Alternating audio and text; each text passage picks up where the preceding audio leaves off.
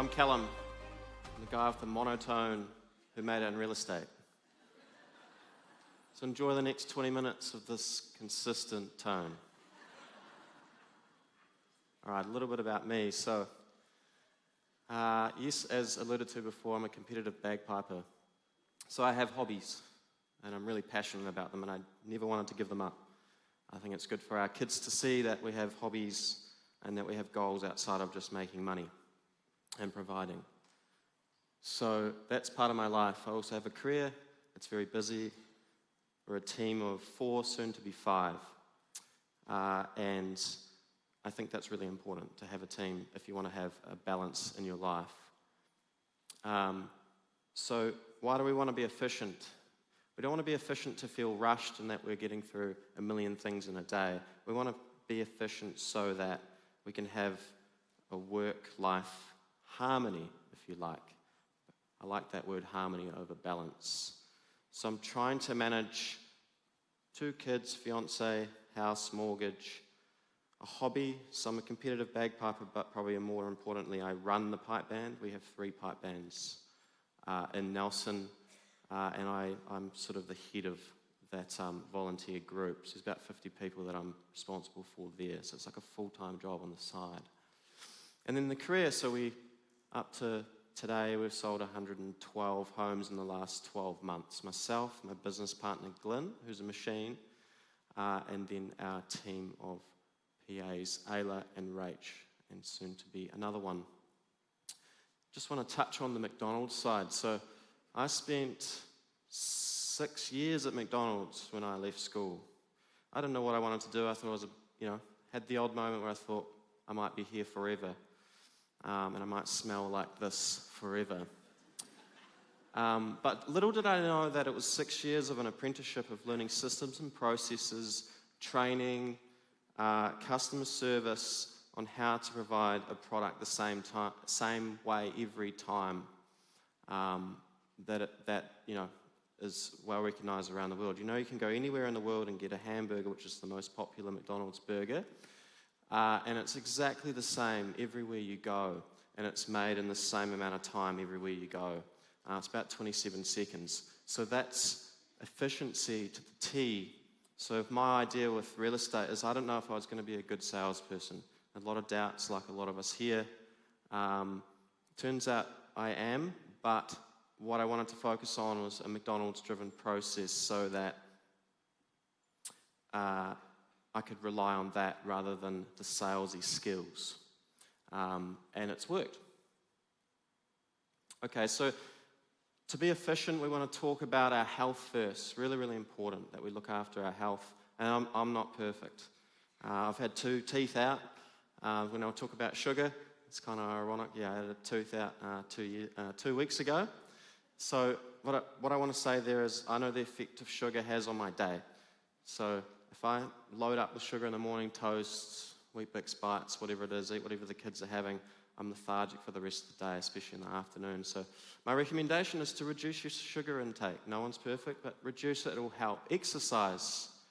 This is something I never ever did until I got into real estate, and one of my mentors said, you got to get to the gym, so he dragged me off there. I'm definitely smaller than I used to be. Again, I'm not perfect, but I go for a run most mornings, and that really clears my head space so I can be efficient in my work. This creates energy. It's an energy game, right? We need to have energy so that we can sell and that people warm to us. Sleep's important. It's hard with kids and work and working into the evenings and that sort of thing. But we all know. This is stuff you've heard before, but it's important to hear it again. Holidays. This is a big one that we get wrong. When we do our 1st of April plan for the rest of the year, really important to focus on that bit first. When are you going to have a break, a decent sized break? The beautiful thing about real estate is if you make a decent amount of money, you can take your family overseas. I was lucky enough to take my family to Fiji in January. Beautiful thing. Right, personal assistance. So this is where your efficiency gets really supercharged. And it was nice to hear Brent talking about this earlier. If you don't have a PA, I truly think if you're wanting to grow, you need to start saving for one now. Just like when you do your marketing budget, you should put 5% aside for your marketing for for the next 12 months of every sale you make. I think in that first, second year, you should put 5-10% aside in a PA fund so that in the next 12 months you can afford to bring one on, rather than being like, I'm really busy, I just blew all my money on a car, so I can't afford a PA. Okay, so plan it out. Right, let's talk about how to work in with your PAs. So minimize communication noise. We're sitting in an open plan office and there's 5 of us in there. We don't talk to each other unless we really need to. It seems crazy, but we're just sending emails to each other because we're all trying to stay on the task that we're doing at that time. That was a key change that I made when I got my first PA. None of us were getting anything done, and there was a lot of friction. We changed it to just non-verbal communication for most of our tasks. So that's digital instead of verbal. Start saving now. Expert PA. I think there's a mistake people make, and is that they try and hire a buyer's agent or someone that can get them more leads before getting your admin sorted. Most of us agents are terrible at admin, so you need to sort that side out. Okay, so get someone that's going to be the expert at the stuff you're not before you get a buyer's agent. Really important. This is going to buy your time back so you can focus on the things that you want to do in your career, with your hobbies, and with your family. If you don't have a PA, utilise your office support. We're lucky enough in Summit and Nelson that we have great office support up the front. But what I would say to that is be nice to them. Us agents, we can be a little bit pushy, and I want my listing live before the person next to me. Be nice to them. Give them gifts at the end of the year. They're probably on an hourly rate and don't get any bonus for all the extra work they do for you. So be really nice to them. And I've found that creating a relationship with all those support staff, I've picked up endless amounts of listings, their houses, their friends' houses, all that sort of stuff, because I was the nice guy. Okay. Admin support. To-do lists.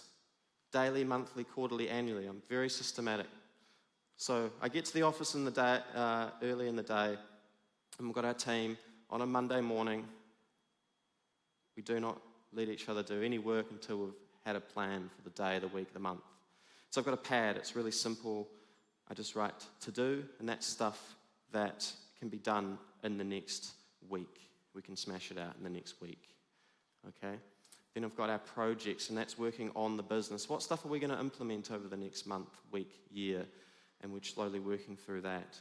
Then we've got our reports, what reports we need to pump out this week, appraisals, what signs we need to put up, and then just some little health goals in the corner of mine that are personal to me. And that sets me up for the week. Then we turn around, we swivel around in our chairs, and we look at the board. We go, we've got 50 listings on the board, then we've got our under contract board, then our to be settled board. And we go through and we do a brain dump of everything that's happened at open homes, and we put it on this pad under the to-do list that we all follow. So this noise in your head is gone, and your brain is clear, and you're efficient for the rest of the week. If it's a really busy time, peak market, summer, spring, we might have to do this multiple times a week to make sure we've got clear heads and we know what's happening. Because when you've got a team, you can have crossover, and you do not want that happening with your vendors where you are confusing them. Okay, checklists. We should all have checklists for everything that we do in our real estate world. And if you don't have a checklist, start one. When I started, I got my first listing, I wrote down everything we did for that listing in order, and then we grew it from there to the checklist that we use today on Google Sheets. It's pretty awesome to follow. It's the same as making that hamburger at McDonald's. It doesn't matter who it is, how many brain cells you've got, you can make that burger because it's all there. Boom, boom, boom, boom. Preparing an offer. So when someone wants to make an offer on a home, we have a Google form, simple, that asks all the questions we need to prepare that offer perfectly, and then we pump it out, and it's all ready to go. So when we're meeting with that buyer, we can put that offer together and negotiate with them within 10 to 15 minutes.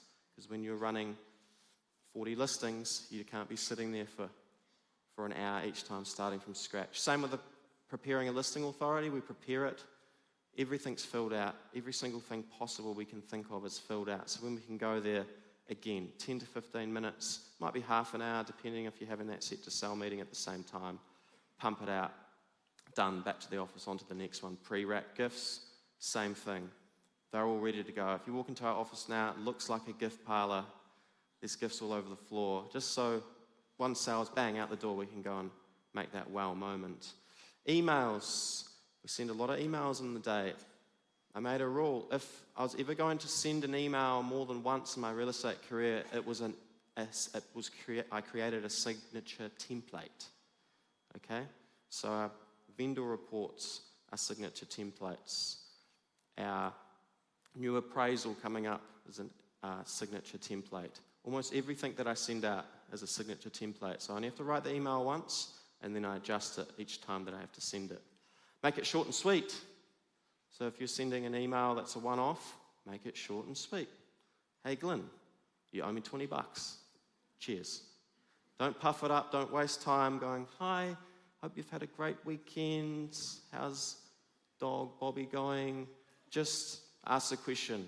I guess that's that red one, right? Very clear. Keep it clear. Availability. Leave the car on. So say you're negotiating a deal and you're going to Jim and Jill's house and you don't want to sit down with them for a cup of tea because you've got stuff to do. Just leave the car on and you'll notice that you get to the door and they'll be like, he's clearly in a bit of a hurry. And just be honest, you've got another appointment to go to. It might be with you, your friends, your hobby, whatever it is. But sometimes we can spend too much time with people and it does affect our business. It's a balance. Family days. Saturday is our family day. If you don't have a day that's just dedicated to your family or yourself, you need to change that now.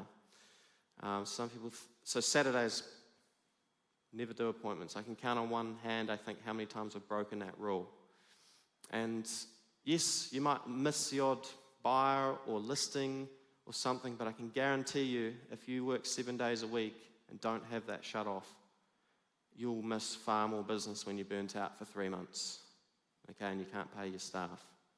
So family days, Saturday. Evenings, we're pretty good at this. I don't really work past 6 o'clock. I certainly don't do vendor appointments or viewings past 6 p.m. Just don't do it. I think past COVID times, people become a bit more flexible in their day, and if I can use dialogue that gets them to come to me, or I'll go to them in their lunch break or what have you, but I'm trying to create my business from 8 till 5 so I can be home and bath the kids. If you use that family line and you're being truthful about it, I'm spending time with my family this evening, we've got to plan dinner, they respect that. Again, I don't really know if we've missed any business because we've been unavailable and respected our time. They respect theirs, respect your own. And this is a contradictory one.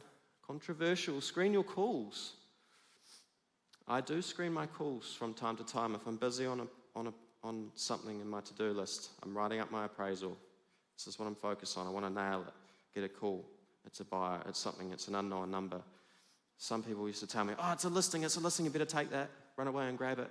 And it's not. It's just someone annoying you. Okay? And you know what I mean. You're just like, oh, it's got to be a listing, and it's not. It really isn't. So I do screen my calls and let them go to voicemail. And then I do call them back as fast as I can, as soon as I finish that task. Yes, I'll call those people back. Don't worry, I'm not leaving them hanging for a long time. It does create a bit of scarcity. This guy's clearly busy. Viewings. Don't arrive 20 minutes before a viewing and be over-prepared and all that sort of stuff, and standing at the letterbox and waving as they come down the road, and just be a bit more efficient with that. Arrive just before, 5-7 minutes before. We have a property notes thing on our, Apple Notes on our phone, and we just have every single bit of key information about each property. When you're running 30 to 40 properties, I can't remember anything. I can't remember things off the top of my head. So I read this list, I become the expert within about 5 minutes, and then they turn up, and I nail them with the key selling facts, and they think, geez, this guy knows what he's talking about. I didn't 7 minutes ago. Okay, property facts, talked about that. Lights, so just a little trick for you for empty properties. Just go in, if it's a vacant property, turn all the lights on and then turn off the light switches on the switchboard. Again, just a little thing, a little geeky, but saves time. Cool, here's a shout out. Ben Hawkey, I think he's coming in to listen. Connect app is a great, efficient way of prospecting. He's promised me 2 years of free subscription if I put it up here, so there you go. Thanks, Ben. Great app. You can stay in touch with your vendors, 6 to 12 month anniversaries, all those sorts of things with you can send 30 texts in a minute. It's bloody awesome. So get on that. We send targeted letters for 12-month anniversaries, social media. If you're not on social media, I think you should get on there and at least let people know that you exist if you've just started. Really important. Some of you, it won't be for you. That's okay. There's plenty of people in my company that do a lot better than I do, that don't have any social media presence. But I think if you're starting out, it's pretty important. We've talked about marketing spend, 5% of all your sales, off to one side, and pump that into your marketing. Your goal is to get to attraction business as efficiently as you can. Okay? Because then you're getting inbound calls instead of outbound, and that's so much more efficient. Appraisals. I used to so over-prepare for my appraisals. I used to read the whole entire council file. Used to know who all the previous owners were. Man, I was an expert, and I would shove it down their throat when I got there. But I did over-prepare, and I forgot that the most important part is just create a connection. So when I teamed up with Glenn, and he turned up in his red polo and hands in his pockets and just said g'day and had a yarn, we got more listings that way, just creating some connection. So don't over-prepare, have a few little facts, know what's selling around your area, but don't overthink it, get out of your head, like someone previously said today. Pre-appraisal packs, we deliver those on our first visit. Inside that is a DLE of our property pod, Nelson Tasman property pod. And that there is a secret weapon, actually, just to speed up the listing process. We encourage them to go and listen to a few of our key property pods, then we can go back and only need to ask them a few questions, and we've taken care of most of that listing appointment. Stop selling them their house. Don't sit there and say you've got 4 bed, 3 bath, nice big yard. They know all of this stuff, okay? They know their property better than you do. Okay, unnecessary appointments. Stop doing some of these things. You used to do these, big waste of time. If you can stay compliant and get a builder through, if the vendor lets them, that sort of thing, don't kid yourself. You're not going to change the outcome of a building report from you breathing down their neck for 2 hours. Save yourself 40 hours a year by not going to those. Just let them meet the vendors. Same with photo shoots. It's all in the dialogue. That photographer's much better than me at photos, so we trust him. Installing signs, see if you can get someone else to do that. Open home schedule, we just have a little, on our checklist, we just text out all the open home times. There's another touch point within about a minute. Everyone knows when their stuff is. In-office meetings, again, if we can get people to come and meet in our office, we will. Digital signing, massive game changer. But just remember, it's about the connection that's important. So you still need to negotiate. Don't become an order taker, or you might end up at McDonald's.